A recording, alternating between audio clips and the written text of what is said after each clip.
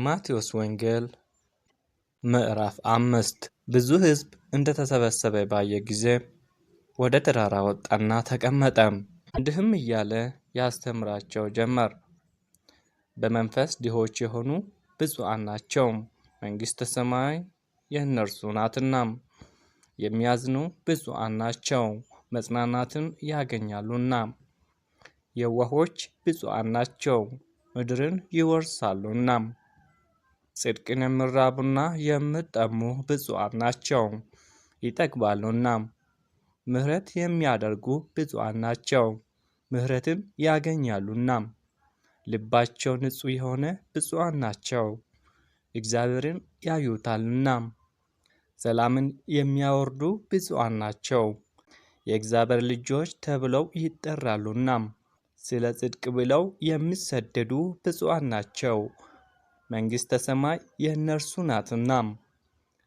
ሰዎች በእኔ ምክንያት ቢሰድቧችሁ ቢያሳድዷችሁና ክፉን ሁሉ በሐሰት ቢያስወሩባችሁ ብፁዓን ናችሁ፣ በሰማይ የምትቀበሉት ዋጋ ታላቅ ስለሆነ ደስ ይበላችሁ። ሐሴት አድርጉ፣ ከእናንተ በፊት የነበሩትን ነቢያት እንደዚሁ አሳደዋቸዋልና። እናንተ የምድር ጨው ናችሁ። ጨው የጨውነቱን ጣዕም ቢያጣ ጣዕሙን መልሶ ሊያገኝ ይችላልን? ወደ ውጪ ተጥሎ በሰው ከመረገጥ በቀር ጥቅም አይኖረውም። እናንተ የዓለም ብርሃን ናችሁ። በተራራ ላይ ያለች ከተማ ልትደበቅ አትችልም። ሰዎችም መብራት አብርተው ከእንቅብ ስር አያስቀምጡትም፣ በቤት ውስጥ ላሉት ሁሉ እንዲያበራ በመቅረዝ ላይ ያስቀምጡታል እንጂ። እንደዚሁም ሰዎች መልካሙን ስራችሁን አይተው በሰማይ ያለውን አባታችሁን እንዳከብሩ ብርሃናችሁ በሰው ፊት ይብራ። ሕግንና የነቢያትን ቃል ለመሻር የመጣው አይምሰላችሁ፣ ለመፈጸም እንጂ ለመሻር አልመጣውም።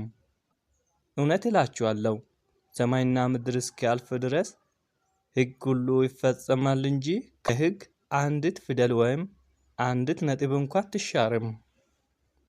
ስለዚህ ማንም ከእነዚህ ትእዛዛት አነስተኛይቱን እንኳን ቢተላለፍ ሌሎችንም እንዲተላለፉ ቢያስተምር በመንግሥተ ሰማይ ታናሽ ተብሎ ይጠራል።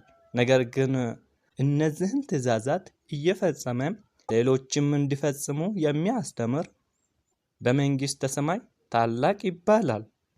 ጽድቃችሁ ከፈሪሳውያንና ከኦሪት ሕግ መምህራን ጽድቅ ልቆ ካልተገኘ መንግሥተ ሰማይ መግባት አትችሉም። ለቀደሙት ሰዎች አትግደል፣ የገደለ ይፈረድበታል እንደተባለ ሰምታችኋል። እኔ ግን እላችኋለሁ፣ ወንድሙን ያለ አግባብ የሚቆጣ ይፈረድበታል። ማንም ወንድሙን ጅል የሚል በሸንጎ ፊት ይጠየቅበታል። ደደብ የሚለው ደግሞ የገሃነም እሳት ፍርድ ይጠብቀዋል። ስለዚህ መባህን በመሠዊያው ላይ ለእግዚአብሔር በምታቀርብበት ጊዜ ወንድምህ የተቀየመብህ ነገር መኖሩ ትዝ ብልህ መባህን በዚያው በመሠዊያው ፊት ተወው። በመጀመሪያ ሄደህ ከወንድምህ ጋር ተስማማ፣ ከዚያም ተመልሰ መባህን ለእግዚአብሔር አቅርብ። የከሰሰህ ባላጋራህ እንዳስፈርድብህ ዳኛውም ለአሳሪ አሳልፈው እንዳይሰጥህ በወህኒም እንዳትጣል በመንገድ ላይ ሳለህ ከባላጋራህ ፈጥነህ ተስማማ። እውነት እልሃለሁ፣ ካስፈረደብህ ግን የመጨረሻዋን ሳንቲም እስክትከፍል ድረስ ከዛ አትወጣም። አታመንዝር እንደተባለ ሰምታችኋል። እኔ ግን እላችኋለሁ፣ ሴትን በምኞት ዓይን የተመለከተ ሁሉ በልቡ ከእርሷ ጋር አመንዝሯል። ቀኝ ዓይንህ የኃጢአት ሰበብ ቢሆንብህ አውጥተህ ወዲያ ጣለው። ሰውነትህ በሙሉ ወደ ገሃነም ከምጣል ከሰውነትህ አንዱን ክፍል ብታጣ ይሻልሃል። ቀኝ እጅህ የኃጢአት ሰበብ ቢሆንብህ ቆርጠህ ወዲያ ጣለው። ሰውነትህ በሙሉ ወደ ገሃነም ከምጣል ከሰውነትህ አንዱን ክፍል ብታጣ ይሻላል። ሚስቱን የሚፈታ ሁሉ የፍቺ ወረቀት መስጠት አለበት እንደተባለ ሰምታችኋል። እኔ ግን እላችኋለሁ በላዩ ላይ ስታመነዝር ካላገኛት በስተቀር ሚስቱን የሚፈታ ሁሉ እንድታመነዝር ያደርጋታል። በዚህ ሁኔታ የተፈታችውን ሴት ያገባም እንዳመነዘረ ይቆጠራል። ለቀደሙት ሰዎች በሐሰት አትማል፣ በእግዚአብሔር ፊት የማልኸውንም ጠብቅ እንደተባለ ሰምታችኋል። እኔ ግን ፈጽሞ አትማሉ እላችኋለሁ። በሰማይ ቢሆን አትማሉ፣ የእግዚአብሔር ዙፋን ነውና። በምድር ቢሆን አትማሉ፣ የእግዚአብሔር የእግሩ ማረፊያ ናትና። በኢየሩሳሌም አትማሉ፣ የታላቁ ንጉሥ ከተማ ናትና። በራስም ቢሆን አትማል፣ ከጠጉሩ መካከል አንዲቷን እንኳን ነጭ ወይም ጥቁር ማድረግ አትችልምና። ስለዚህ ስትነጋገሩ ቃላችሁ አዎን ከሆነ አዎን፣ አይደለም ከሆነ አይደለም ይሁን። ከዚህ ውጪ የሆነ ሁሉ ከክፉ የሚመጣ ነውና። ዓይን ስለ ዓይን ጥርስ ስለ ጥርስ እንደተባለ ሰምታችኋል። እኔ ግን እላችኋለሁ ክፉ አድራጊውን ሰው አትቃወሙት፣ ነገር ግን ቀኝ ጉንጭህን ለሚመታው ሌላውን ጉንጭህን ደግሞ አዙርለት። አንድ ሰው እጀ ጠባብህን ሊወስድ ቢከስህ ካባህን ጨምረህ ስጠው።